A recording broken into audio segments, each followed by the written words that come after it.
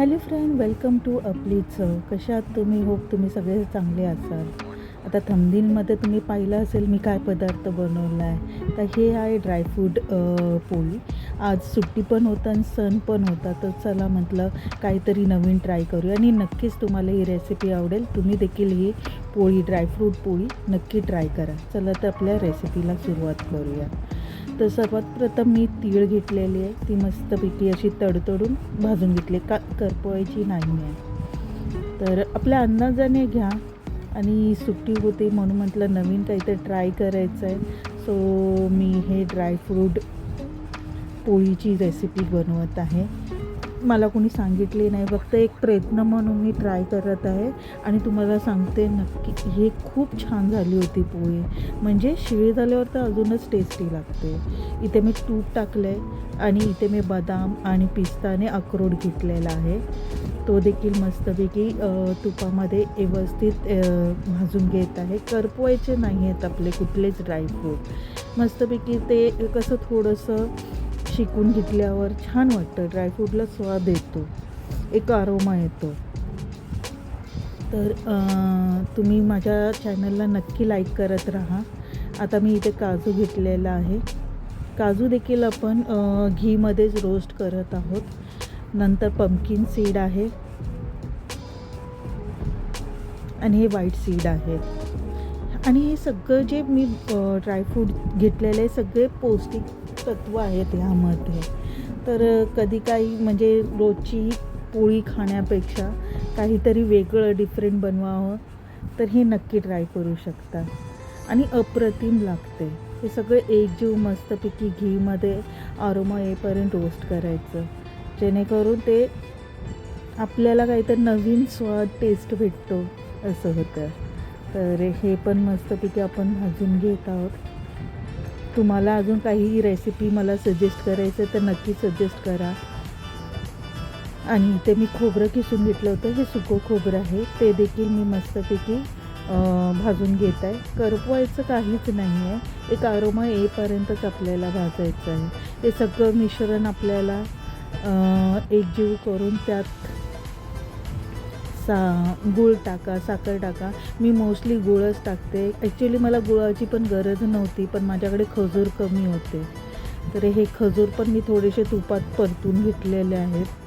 त्यात मी थोडेसे मनोके पण ॲड करणार आहे, कारण का माझ्याकडे खजूर फार कमी होते. ते बाइंडिंगसाठी कमी येणार, कारण का आपलं जे सारण बनणार आहे, जे पुरण आपण घालणार आहोत पिठामध्ये पोळीसाठी, तर त्यासाठी मला बाइंडिंगसाठी पाहिजे होतं. कारण का ड्रायफ्रूट सगळे ते जसं आपण मिक्सरमध्ये ग्राइंड करणार तर ते सुट्टे सुट्टे होणार. तर मला असं वाटतं की लाटता आली नसती जर मी ते बाइंडिंग्समध्ये हे खजूर घेतले नाही तर.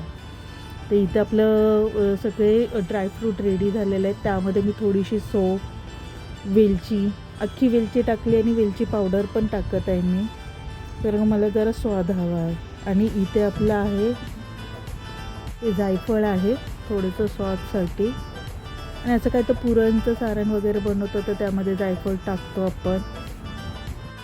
सुंठ टाकली आहे स्वाद येण्यासाठी. वरतून मीठ टाकले. मीठ तर नक्कीच हवं आहे, टेस्ट येते सारणाला. तर इथे मी गूळ गरम केला आहे, थोडासाच गरम केलेला आहे, कारण का थोडासा गोडपणा कमी होता आणि माझ्या घरात थोडंसं गोड हवं होतं म्हणून मी गूळ मिक्स करत आहे. तुम्ही स्किप करू शकता गूळ, फक्त खजूरच ठेवू शकता. तर इथे माझं गूळ पातळ झालेलं आहे. त्यामध्ये हे आपलं सारण जे मिक्सरमध्ये मी ग्राइंड केलं होतं ते बघा कशी बाइंडिंग झालेली आहे त्याची. तर हे थोडंसं एकजीव करून मिक्स करून घेत आहे. तर इथे आपलं ऑलमोस्ट सारण रेडी झालेलं आहे, चिकट झालेलं आहे. ते बाइंडिंगसाठी चांगलं येणार आहे. आणि जसं आपण पोळीसाठी पाक तयार करतो अगदी तसं सारण भरायचं आहे. हे बघा, पोळी ज्यांना येत नसेल तर त्यांनीही शिकून घ्या. तुमच्या प्रतिक्रिया मला फार इम्पॉर्टंट आहे माझ्या चॅनलला ग्रो करण्यासाठी. रेसिपी माझे व्हिडिओ कसे असतात नक्की कमेंटमध्ये मला सांगा, ठीक आहे.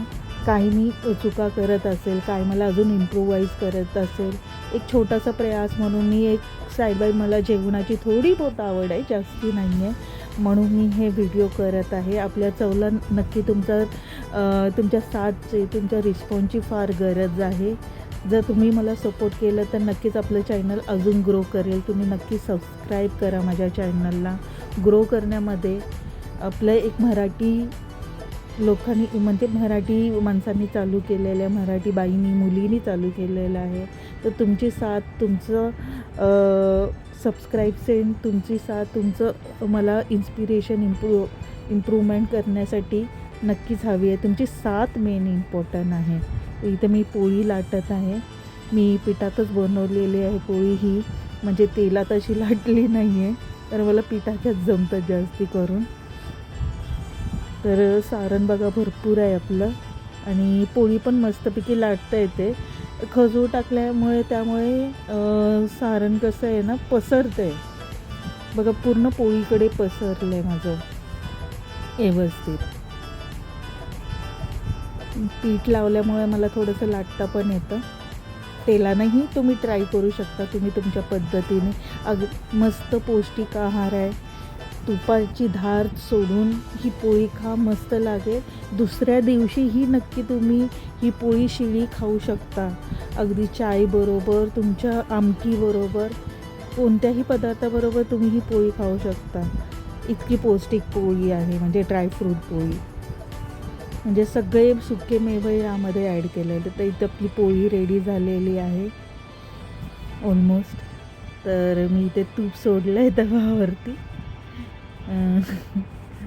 फर्स्ट टाईम ट्राय केलं आहे आणि मला छान म्हणजे साथ दिली आहे. म्हणजे मी व्यवस्थित केलं आहे. तसं जेवणामध्ये मी तशी थोडी बहुत माहीर आहे, कारण की मी फूडी आहे. मला खायला आवडतं. करायला इतकं नव्हतं आवडत होतं, हा पण दुसऱ्याला करून घालायला मला आवडतं जेवण. तर इथे मी तुपाची धार सोडली आहे. पोळी म्हटली की तूप पाहिजेलच, तुपाशिवाय स्वादच नाही आहे.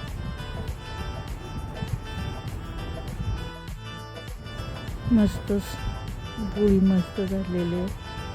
अगदी मला जशी हवी होती तशीच आहे. चायबरोबर याचा स्वाद घेऊ शकता. सकाळी नाश्त्याबरोबर मी सकाळीच बनवलं होतं. सुट्टी पण होती, महावीर जयंती पण होती.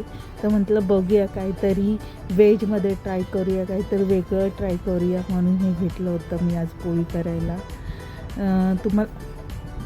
तुम्हाला ही रेसिपी आवडली तर नक्की माझ्या चॅनलला तुमचा प्रतिसाद द्या. लाईक करा, कमेंट करा, सबस्क्राईब करा.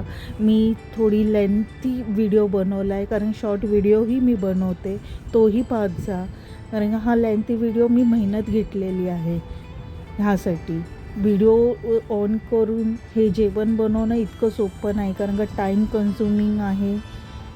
सगळ्या गोष्टी एडिट कराव्या लागतात. मी सगळं स्वतः एकटीच करते, मॅनेज करते. मला त्यात काही त्रास नाही, माझी आवड आहे. फक्त तुमची साथ पाहिजे ह्यासाठी.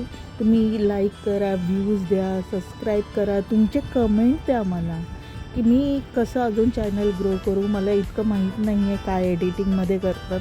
मी एक नॉर्मल आपली एडिटिंग करते. मी थोडंसं एडिटिंगमध्ये मी व्हिडिओ बनवते, पण मी एडिटिंगमध्ये कंटाळा करते.